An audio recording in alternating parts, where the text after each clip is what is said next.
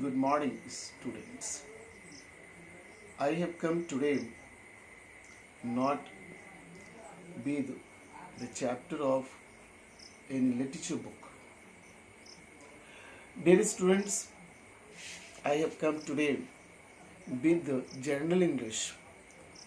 I want to tell you something about how to write and how to speak correctly.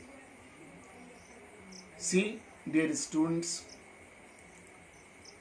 writing and speaking English both are very important for the students of English medium school. But many of you are not interested in speaking English or writing correctly. Just you write English, I know that. Just you write without caring whether the expression is correct or wrong. So I have come with some rules, and it is not for any individual class, but it is for class 3 to 12th. Just listen to me how to write the sentence correctly. I have collected some rules, thought some rules to give you all so that you can write correctly. If you have brought your pen and notebook, please start to write the rules or try to listen to me very carefully so that you will not commit mistake in writing English and in speaking as well, because both are very much essential. Some people say that in speaking there is no grammar, there is no correctness. No, it's wrong. You hear the sentences spoken by some great speakers, you will find that they are grammatically correct in making their sentences. So make a habit of speaking correctly with all the grammar rules, and you can be a better speaker. Only will have to do the practice, and practice makes a man perfect, you know very well. So if you start your practice from your junior classes, a time will come when you will be very influent, you will be very well versed in speaking. So my first rule which I am going to tell you all is the main verb should be according to number and person of the subject and tense of the sentence.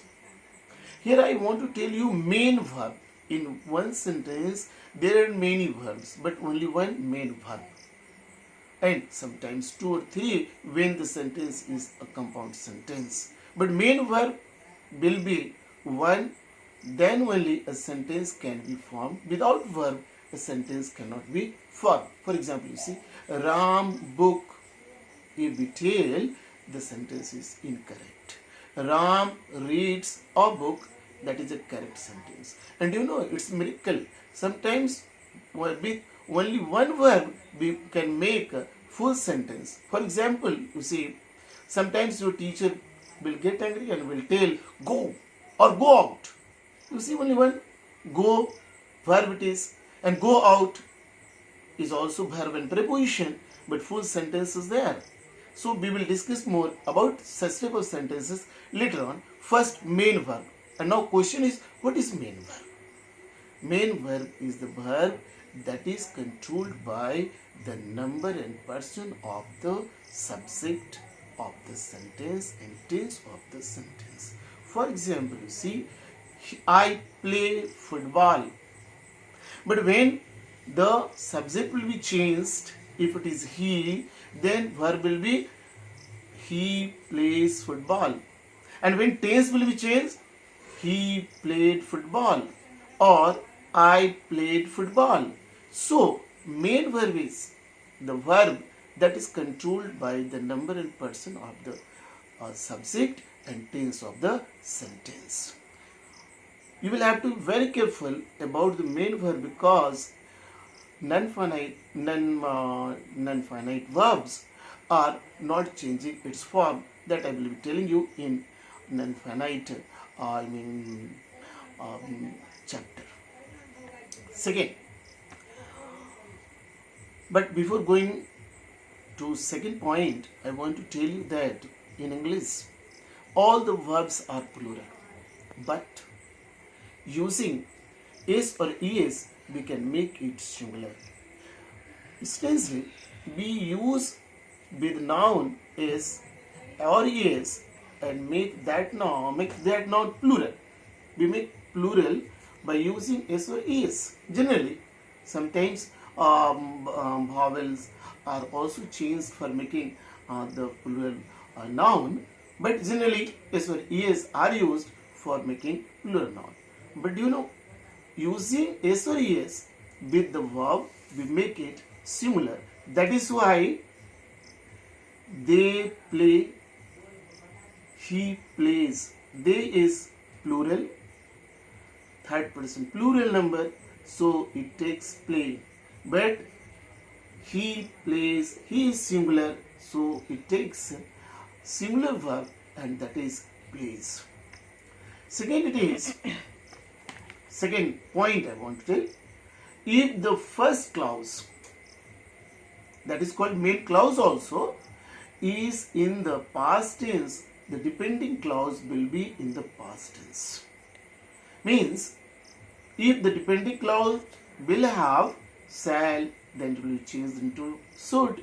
If it is having will, it will be changed into would, can, could, like this. For example, you see, he thought that he would pass the examination with first division.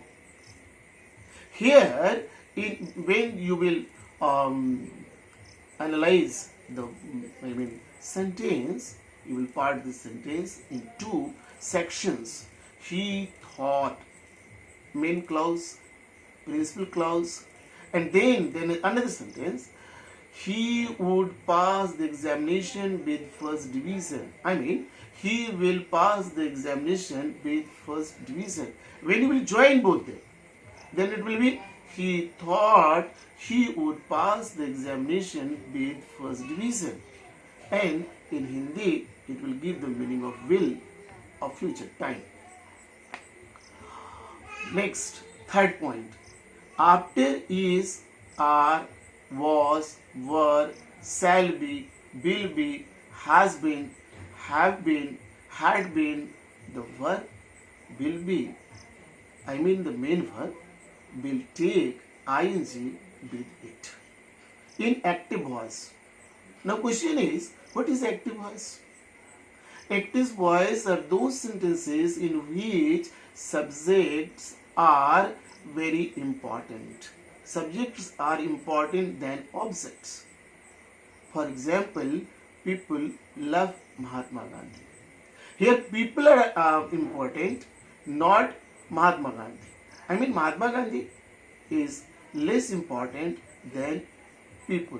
But when you will make it in passive, it will go Mahatma Gandhi is loved. Here Mahatma Gandhi is very important. So it became very much clear that when subject is important, we will make active voice, and when subject is not important, object is very important, we make the sentence in passive voice. Later on we will talk about it also. For example, you see, I told you, once more I tell, after is, are, was, were, shall be, will be, has been, have been, had been, the verb will be with ing. For example, he has been doing this work for 2 days. Means it is in present perfect continuous, and after has been, the verb, main verb do has taken ing with it. But in passive voice, when these verb will come, these helping verb come, then the main verb will be in third form, because we know very well that in passive voice, third form of the verb is always used, not any other form of the verbs. So these rules I have told in the part first. In the part second, by tomorrow or day after tomorrow, I will tell you more rules of this part. Thank you very much.